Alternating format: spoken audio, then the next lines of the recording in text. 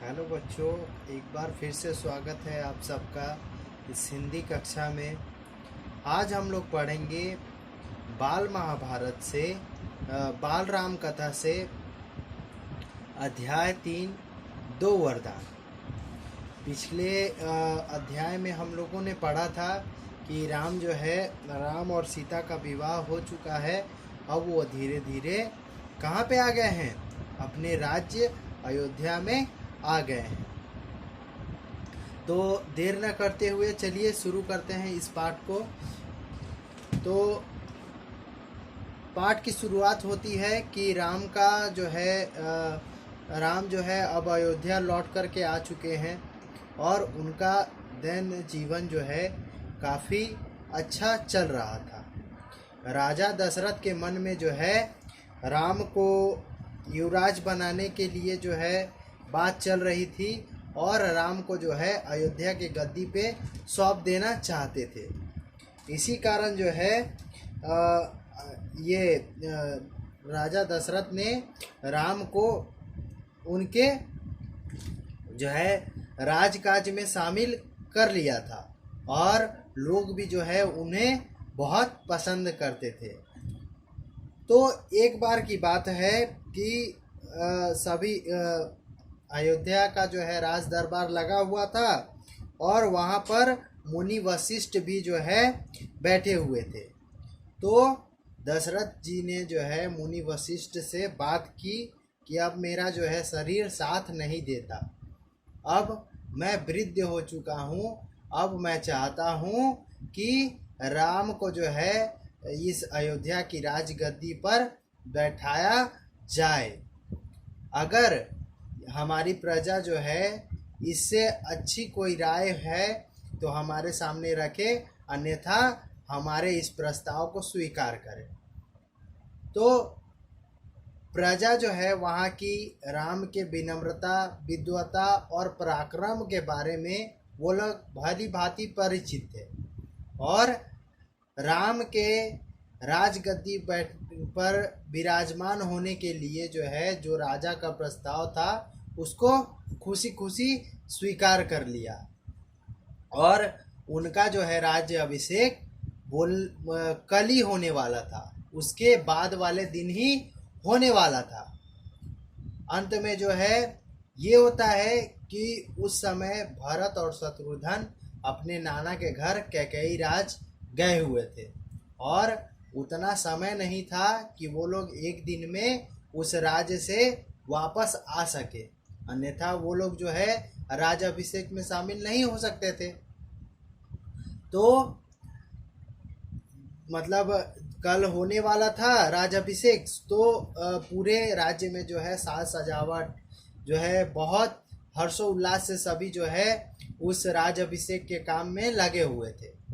उतने में उनकी दासी मंथरा जो है उनको इस राज अभिषेक का पता चल जाता है। पहले तो वो सोचती है कि लगता है ये जो है कोई उत्सव मनाया जा रहा है, इतना धूमधाम जो है साज सज्जा हो रही है। अंत में जो है जब पता लगता है कि यहाँ पर कल राजा राम का जो है क्या होने वाला है, राज्य अभिषेक होने वाला है, तो वो गुस्सा हो जाती है और उसके क्योंकि जो है वो कैकेयी की दासी थी और कैकेयी के जो है हित में जो है सोचना उनको ज़्यादा अच्छा लगता था और यही उनका धर्म भी था। इसीलिए जो है वह कैकेयी को जो है कैकेयी के बेटे भरत को उस अयोध्या की राजगद्दी पे देखना चाहती थी और इसी कारण जो है वह इस फैसले से गुस्सा हो गई और दौड़ करके जाती है कहाँ पर, कैकेयी के कक्ष में।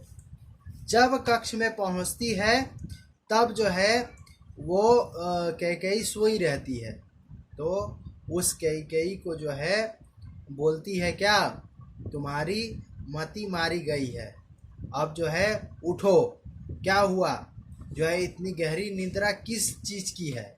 और उठती है उसी समय, तो पूछती है कैकेयी कि क्या बात है, क्यों मुझे इस तरह जगा रही हो।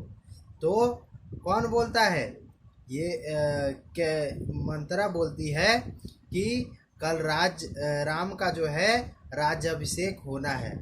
तो उस बात से खुश होकर के अपने गले का हार मंत्रा की तरफ फेंकती है, परंतु मंत्रा जो है उस हार को स्वीकार नहीं करती है। बोलती है किस बात की खुशी, तुम्हारा बेटा जो है उस राजगद्दी पर नहीं बैठेगा, राम जब बैठेगा तो तुम्हें जो है वो तो ये जो सम्मान आज तक मिलता आया है वो तो तुमको मिलने से रहा, अब जो है वो सम्मान तुमको नहीं मिल पाएगा। तो इससे कैकेयी बड़ी दुखी होती है और कैकेयी मंथरा की बात में आ जाती है और बोलती है नहीं, तुम हमारे हित में बोल रही हो, और रोने लगती है। अब मैं क्या करूँगी। तो कैकेयी उन्हें याद दिलाती है, मंथरा उन्हें याद दिलाती है कैकेयी को कि उन्होंने जो है दशरथ ने उन्हें 2 वरदान मांगने का जो है क्या दिया है, वचन दिया है। वो जब चाहे उनसे 2 वरदान मांग सकती है। कब, जब वो जो है कहाँ पर थी, जब वो जो है उनके साथ रणभूमि में थी, तब उन्होंने जो है 2 वरदान देने का जो है फैसला कर लिया था। तब वहाँ से जो है बोलती है क्या कि मैं किस तरह जो है उनसे बात करूँगी, अब कैसे दशरथ को बताऊंगी कि मुझे वो 2 वरदान चाहिए। तो मंत्रा उन्हें तरह तरह के प्रपंच बताती है। अब राजा दशरथ जो है बहुत खुशी है, क्योंकि उनके बेटे, उनके पुत्र जो है राम अब राजगद्दी पर बैठने वाले हैं। अब उनको बहुत जो है आराम मिलने वाला है। परंतु ये चिंता, ये फिक्र ज़्यादा देर की नहीं थी, और जैसे ही जो है ये कौन, दशरथ, राजा दशरथ जो है पहुंचते हैं कहाँ पर, अपनी रानियों से मिलने उनके कक्ष में। तो अपनी सबसे प्रिय रानी कैकेयी के पास सबसे पहले जाते हैं, तो देखते हैं कि कैकेयी अपने कक्ष में नहीं है, अन्यथा वो कहाँ पर है, वो है कोप भवन में जो है वो जा कर के बैठी हुई है।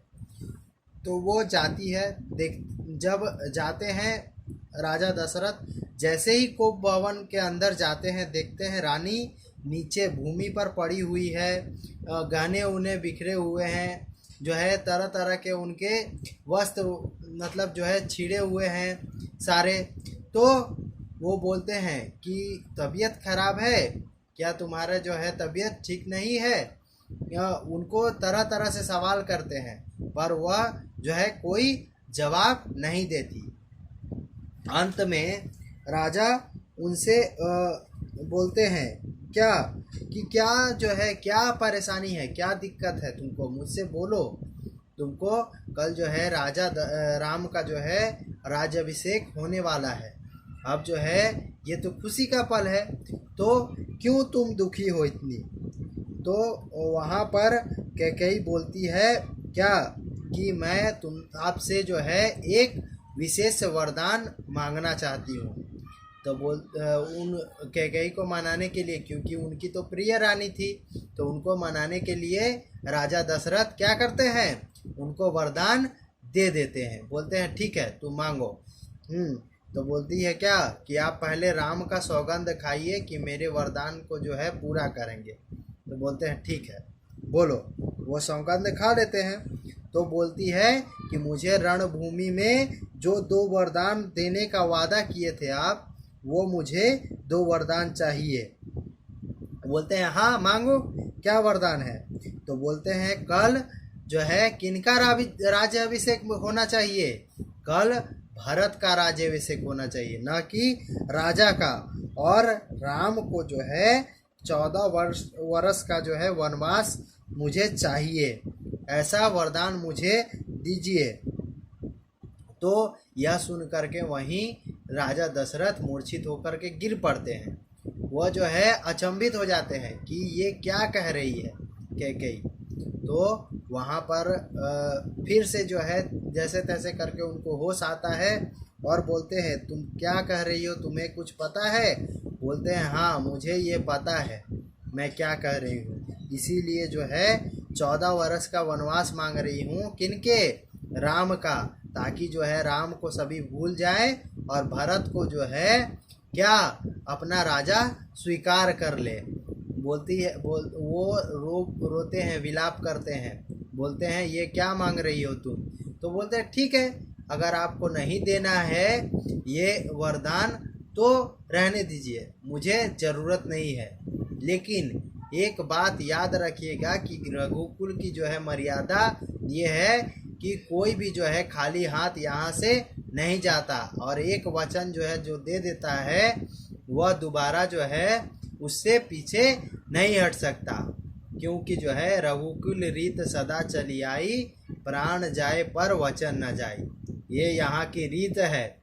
इसीलिए जो है आपको वचन पूरा करना है तो कीजिए, नहीं करना है नहीं कीजिए।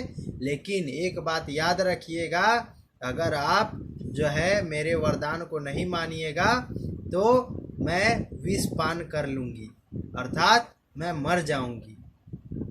तो वहाँ पर बहुत सदमे में आ जाते हैं दशरथ, राजा दशरथ, और तरह तरह से जो है उनको मनाने की कोशिश करते हैं, पर वह अपने वचन से हटती नहीं है। और ये अध्याय यहीं पर समाप्त हो जाता है।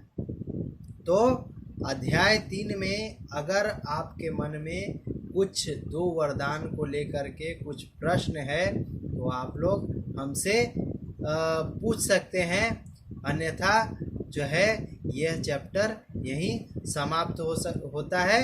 अगर कोई प्रश्न हो तो हमें कमेंट बॉक्स में कमेंट करें या फिर मेरे व्हाट्सएप नंबर पे कांटेक्ट करें। धन्यवाद।